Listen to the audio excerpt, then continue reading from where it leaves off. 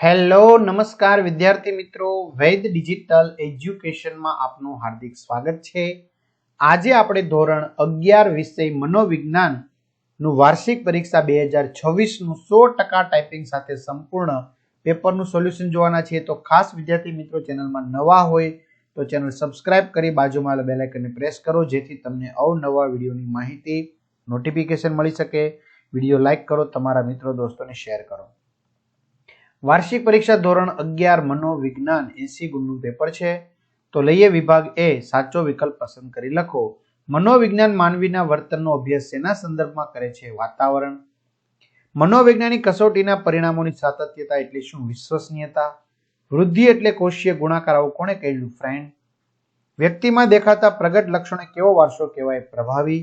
ઘણા બધા વિદ્યાર્થી મિત્રોની કમેન્ટ આવે છે કે સર અમારે આવા સરસ મજાના પેપર જોઈએ છે વાર્ષિક પરીક્ષાના। તો ભાઈ કોમર્સમાં તમારો જો મિત્ર હોય તો એને 21 થી પણ વધુ પ્રશ્નપત્રો બધા વિષયના થઈને, આર્ટ્સમાં હોય તો 28 થી પણ વધુ પ્રશ્નપત્રો બધા વિષયના સોલ્યુશન સાથે, અને તમારે સ્વાધ્યાય જોતા હોય આ બધાના તો બધાના સ્વાધ્યાય આપણી એપ્લિકેશનમાંથી મળી જશે, પેપર સેટ પણ। તો ગૂગલ પ્લે સ્ટોર કે જ્યાંથી આપણે ગેમ ડાઉનલોડ કરીએ ત્યાં જઈને વૈદ ડિજિટલ એજ્યુકેશન નામની એપ્લિકેશન ડાઉનલોડ કરો। ઓપન કરશો, પેજ ખુલેમાં તમારા પોતાનો મોબાઈલ નંબર નાખો, સેન્ડ ઓટીપી કરો, 4 અંકડાનો ઓટીપી નાખશો એટલે પેડ કોર્સમાં જુદા જુદા પેડ પ્લાનની પીડીએફ મળી જશે, બરાબર। 3 થી 12 માં જઈ તમારા વિષયના ગુજરાતી ઇકોનોમિક્સના વિડીયો, સ્વાધ્યાય બધા વિષયના મળી જશે। ચાલો, માનવ શરીરમાં પ્રજનન કોષોમાં કેટલા રંગસૂત્રો હોય છે? 46। માહિતી પ્રક્રિયાકરણનું મોડેલ નીચેનામાંથી શેના પર આધારિત છે? કમ્પ્યુટર સાદૃશ્યતા। ઉદ્દીપક તથા ઘટનાઓના પ્રતિકાત્મક નિરૂપણ દ્વારા કોઈ સમસ્યાનો ઉકેલ શોધવામાં આપણને મદદ કરતી પ્રક્રિયા એટલે સ્મૃતિ। સ્મૃતિનો પ્રથમ તબક્કો કયો છે? સંકેતાંકન। વાણીના લઘુત્તમ એકમને શું કહે છે? ધ્વનિ એકમ। વડીલ કે મોભાદાર વ્યક્તિને વિનંતી કે સૂચન કરી શકાય, આદેશ આપી શકાય નહીં, આ બાબત ભાષાના કયા પાસાને સૂચવે છે? સામાજિક શાસ્ત્ર સંદર્ભલક્ષી। હર્મન રોશો ક્યાંના વતની હતા? સ્વિટ્ઝરલેન્ડ। સ્વ એ શેનું હાર્દ છે? વ્યક્તિત્વ। પ્રેરણાને ચક્રીય કોણ ગણે છે? મોર્ગન। આવેગ માટેનો અંગ્રેજી શબ્દ ઇમોશન કઈ ભાષામાંથી ઉતરી આવ્યો છે? લેટિન। સ્વપ્ન નિંદ્રાનો કયો તબક્કો સૂચવે છે? REM। મગજનું ડાબું ગોળાર્ધ વિશેષ સક્રિય હોય ત્યારે કયા તરંગો જોવા મળે છે? બીટા। વિભાગ બી, એક વાક્યમાં જવાબ આપો। મનોવિજ્ઞાનના ધ્યેયો જણાવો। માનવીના જીવનનું કોઈ ધ્યેય હોય છે તેમ દરેક વિષયનું પણ કોઈ ધ્યેય હોય છે। મનોવિજ્ઞાનના ધ્યેયો નીચે મુજબ છે: વર્ણન, સ્પષ્ટીકરણ, આગાહી, નિયંત્રણ। બે વ્યક્તિની સરખામણી કરવા માટે વપરાતી પદ્ધતિનું નામ જણાવો। બે વ્યક્તિની સરખામણી કરવા માટે તુલનાત્મક પદ્ધતિ ઉપયોગ। નૈતિક વિકાસનો સિદ્ધાંત કયા મનોવૈજ્ઞાનિકે આપ્યો? કોહલબર્ગ। કંઠ ગ્રંથિમાંથી કયો સ્ત્રાવ થાય છે? થાઇરોક્સિન। ઓસબોર્નની વિચાર સર્જન પ્રક્રિયા શું છે? આપણે સમસ્યાના શક્ય એટલા વધારે અને વિવિધ ઉકેલો શોધીએ અને એમાંથી ઉત્તમ ઉકેલ મેળવવાની પ્રક્રિયાને ઓસબોર્નની વિચાર સર્જન પ્રક્રિયા કહે છે। સ્મૃતિ અવરોધ એટલે શું? જો કોઈ શીખેલી બાબત કે માહિતી પર પહેલાનું કે પછીનું શિક્ષણ અવરોધરૂપ બને છે તો તેની આપણા વર્તમાન શિક્ષણ પર ખૂબ જ વિપરીત અસર પડે છે, તેને સ્મૃતિ અવરોધ કહેવામાં આવે છે। ટાટનું પૂરું નામ પ્રત્યક્ષ અધિજ્ઞાન કસોટી। ચેતનાની બદલાયેલી અવસ્થા એટલે શું? સહજ રીતે સ્વપ્રેરણે અન્ય દ્વારા આકસ્મિક મનોશારીરિક પરિવર્તનો દ્વારા અથવા દ્રવ્યના માધ્યમથી જ્યારે જાગ્રત અવસ્થાથી જુદા જેવી અવસ્થા અસ્તિત્વમાં આવે છે ત્યારે તેને ચેતનાની બદલાયેલી અવસ્થા કહે છે।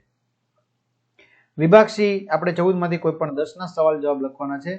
તો 2 ગુણના છે, આપણે સવાલોની યાદી લઈ લઈએ, તમે જવાબ વિડીયો પોઝ કરીને લખી શકો અથવા અમને પીડીએફ મેળવી શકો છો। જૈવીય અભિગમ માનવ વર્તનને સમજાવવા માટેનો શેનો આધાર લે છે?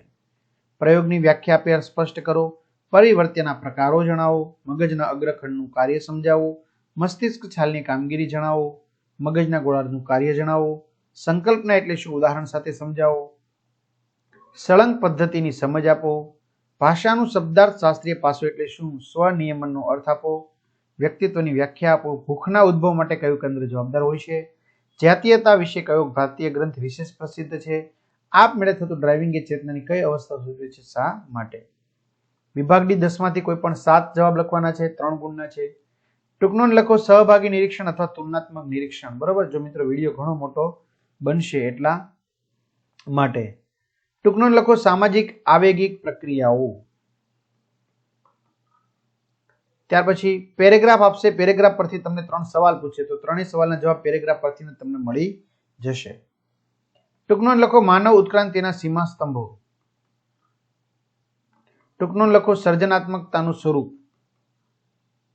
આમ કરો એટલે તમારે વિડીયો પોઝ કરીને જોઈ લેવાનું, બરાબર. કલ્પના વ્યાપારનું સ્વરૂપ. ટૂંકા ગાળાની સ્મૃતિ. ટૂંક નોંધ લખો સ્મૃતિ સુધારણા. ટૂંક નોંધ લખો વાણી વિકાસના સિદ્ધાંતો.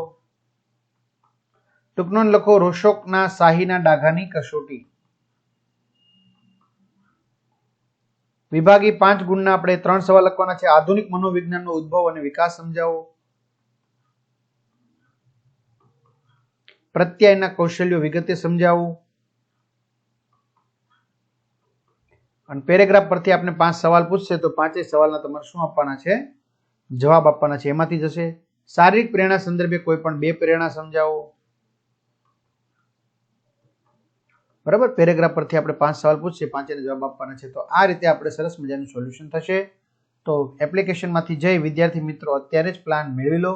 તમારા મિત્રો દોસ્તોને બી જાણ કરી દો. બરાબર. બધાને સારા માર્ક્સ પ્રાપ્ત થાય એવી શુભકામના સાથે બધાને બેસ્ટ ઓફ લક. અસ્તુ. જય હિન્દ, જય ભારત.